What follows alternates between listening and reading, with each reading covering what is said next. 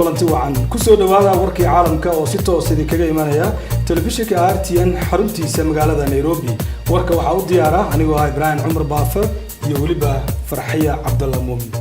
qodobada warkayaga caawaad ku daawan doontaan waxa kamida konton sano guuradii ka soo wareegatay maalinkii Kenya ay xorriyadda ka qaadatay wadanka Ingiriiska ayaa maanta dalkani laga xusay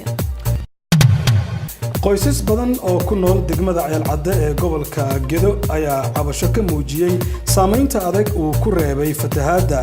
webigaasi Juba ee gobolka Gedo